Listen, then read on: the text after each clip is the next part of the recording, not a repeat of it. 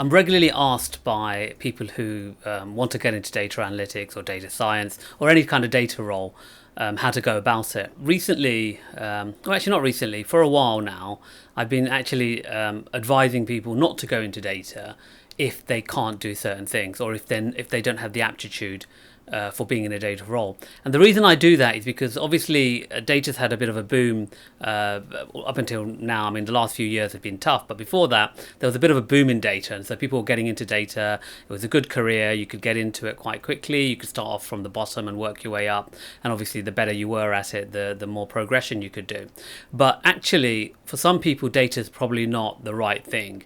And so I've sort of sat down with them and said, look, here are some questions and let me know honestly if this is what you enjoy doing. So as you can imagine, the first question is, do you like numbers? Now that may seem obvious, but actually some people don't like numbers. I've worked with a lot of data analysts who are like, oh, I just want to, communicate the findings, or I want to talk about the impact it's had, but they don't actually like the numbers. And what I mean by liking numbers is, when you look at an Excel sheet, are you able to confidently sort of look at that sheet and go, I know what those numbers mean? Or do you just blur over? Do you go, oh my God, that's a lot of numbers, I don't want to focus on it? Because as a data analyst, one of the things that you have to be really good at is if you get any data, is to eye it over. So you have to be very good at numbers. You have to be able to say, oh, that looks right, that doesn't look right. Why is there a blank there? Why is that NA? That kind of stuff. And you need to be able to scan through that and be able to be confident in understanding what the numbers mean.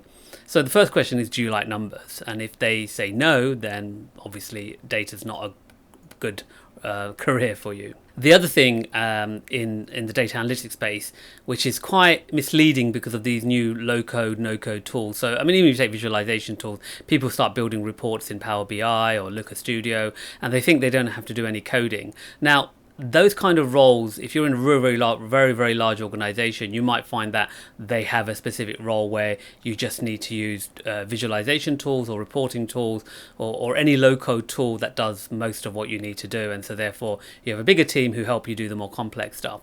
Now that's not the case for every data role. Well, in fact, most data roles you need to know how to code, whether that's coding in Python, SQL, R, whatever the language is, even in DAX for Power BI, you need to know a bit of coding. Now, if you don't enjoy coding, then data analytics, or especially data science, is not a good role for you. Okay, because if you can't do that coding bit, then you won't be able to get the exact data you need to answer your question, because you're going to be relying on either other people to do it if they're available. So like I said, if you're in a large organization, then they might be available to help you, but if you're on your own or if you've got a small team, then you may be expected to do all that coding. And most data analytics, and if not all data science roles, require some level of coding in order to answer any questions that you get. So if you don't enjoy coding, and I get a lot of people who go, oh, I chose data analysis over computer science or software engineering because I don't like coding. Well, unfortunately, there's a lot of coding in data science and data analytics. Now, if you're not good at interpreting stuff, then a data role is not really good for you. And what I found is that a lot of data analysts are happy to just crunch the numbers and provide it, especially people who've come from like more computer science backgrounds, where they'll go in, they can analyze the data, run really good models, but they're not very good at interpreting, or they don't enjoy interpreting the finding. They just want to present the finding, they let someone else run with them. Nowadays, data analytics or data analysts and data science roles require you to interpret the findings. There was a time, actually, maybe 10 years ago, where you could just run the analysis and let someone else do the interpretation. But actually, most roles now require you to do the interpretation. There's not a separate team or person who's going to do the interpretation. So if you don't enjoy interpreting the numbers, if you're just like, oh, I just want to run them and that's it, let someone else deal with them, then I don't think the data role is really suitable for you. And then related to that is communication skills. Now, if you're not the kind of person that likes communicating things, so for example, you're very much of the opinion that I'll do my work and hand it over, then those kind of data analytics roles, though they still exist, I mean, a lot of data analysts do the analysis and hand it over. They don't really like communicating what they found. They might interpret it and write recommendations and stuff on a PowerPoint and stuff, but they don't really want to communicate with people. They don't want to engage with people to tell them what they found.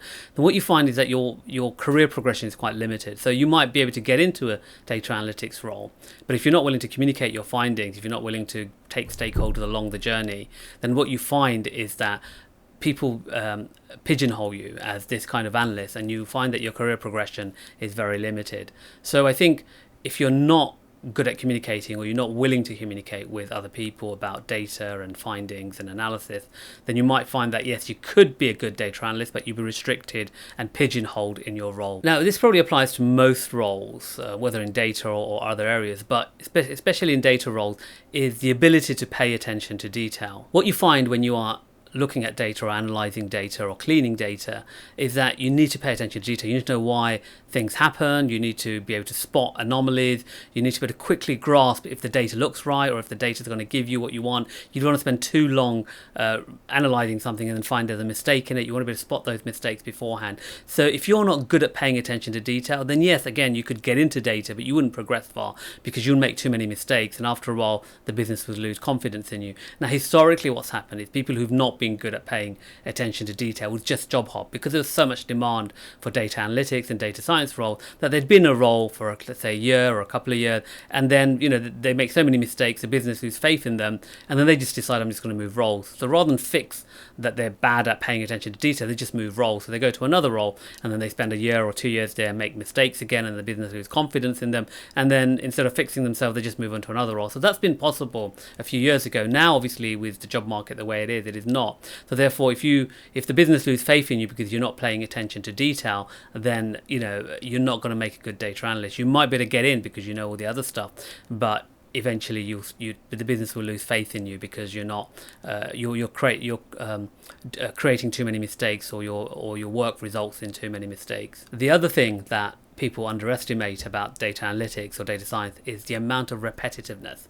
So there's a lot of work that needs repeating. So even if you're doing new analysis, you always find it's usually in the same data set, and there's an element of repetitiveness. Now, normally what happens is the good data analyst will eventually, after doing it 2 or 3 times, will try and productize it, so create a code that they can run again and again. But the data is never the same. Either time has changed the data, or actually new data has come in. So you always have to do it manually. And so therefore, if you're not willing to do repetitive stuff, then you might find that a data role is not really suitable for you. Part of that is that you would hear that 80% of a data role is data cleaning. And so any project you're engaged in, you're going to spend about 80% of your time data cleaning. And so if you're not, again, willing, if you just want to run models, if you want to just run dashboards, then what you might find is that if you're not good at data cleaning, or if you're not willing to do the data cleaning element of it, then it may not be something that that will make you suitable for a data role. So you really need to be able to engage in data cleaning, and like I said, it could take up 80% of any project that you do. So if you are thinking about a data role, think about all the questions that I've asked. If you've answered to no to a few of those, then maybe you need to reconsider whether you want to be in data,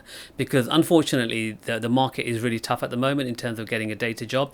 And so it might have looked easier before, but a lot of people who got into data who answered no to these usually found themselves stuck, or they found themselves pigeonholed and they weren't progressing, and then they got frustrated why they couldn't progress. But now it's actually hard to get into data roles if you don't have these skills, or if you can't at least demonstrate those skills.